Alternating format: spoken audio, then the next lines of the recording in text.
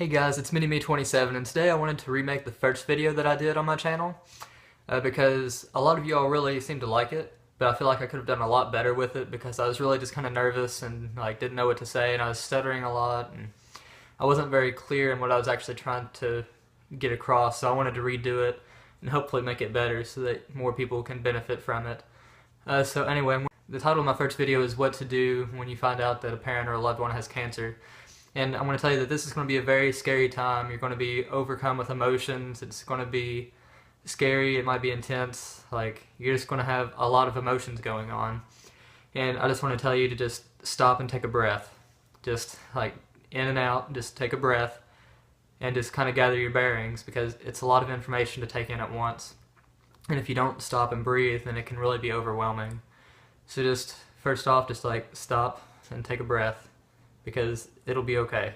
Next off, tell your friends, tell whoever it is that you can confide in. Start building your support system. So this is really important because these can be friends or relatives or just whoever you're really close to.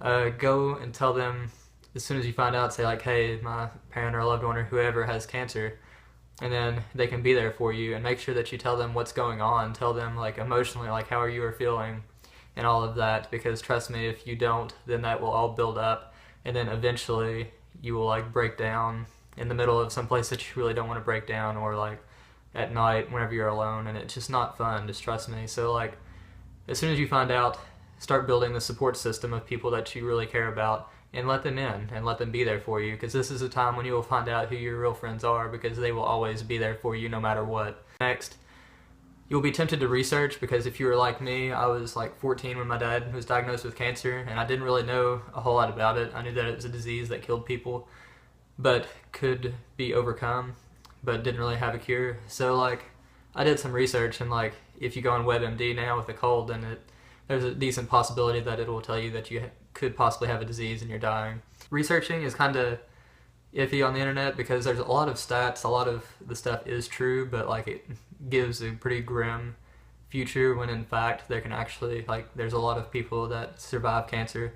And so if you want to research, then that's fine and it's understandable completely, because that's what I did, but just be aware that some of the facts can really scare you, and that not all of them are 100% accurate all the time. If you want to research to figure out what it is and what the process is, that's one thing, but don't go researching what is the specific cancer, because then a lot of articles will come up and it'll sound really scary and intimidating, and that'll put a lot of stress on you that you don't need, because you're already probably pretty stressed. So if you ever get really stressed, just go back to step one and just take a deep breath. But next, in the first month or so, there's going to be a lot of testing done on the person who has cancer, and that's pretty much just to find out if it's in any other spots, to make sure it just is in that one spot, or if it's in other spots, and then they're going to try to figure out a game plan to see does it need chemo or radiation first, or can we just do surgery and get it taken out and then chemo and radiation?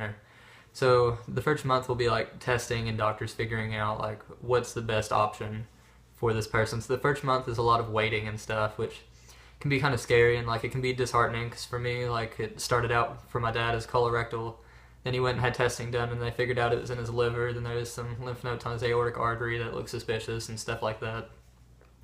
And so just going back to the next doctor's appointment, hearing that there's could possibly be a new spot and stuff, that can take a toll on you. But again, go back to step one, take a breath, and then go talk to your friends and your support group about it.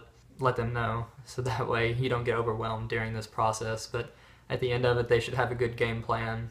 They'll continue from there.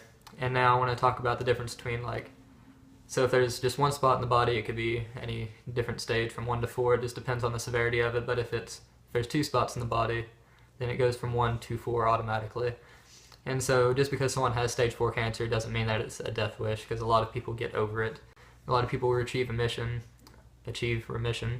My dad, they had surgery and took it all out the first time, and he was doing chemo and radiation and stuff, and then it came back, and unfortunately he wasn't able to survive the stage 4 the second time. But this isn't the case for everyone.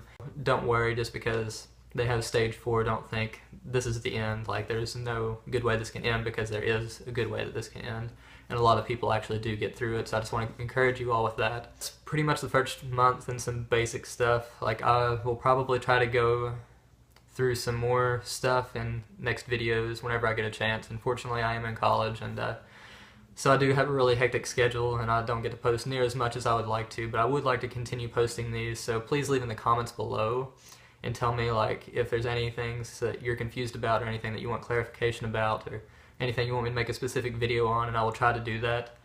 But also I'll just try to go into more detail on other subjects, hopefully the process maybe, just different steps that can be done, chemo, because that's confusing for a lot of people. And so I might try to do something like that. But if you liked today's video and enjoyed it, then please give it a thumbs up. And if you have any questions or comments, please leave that below. And until next time, this is Mini-Me 27.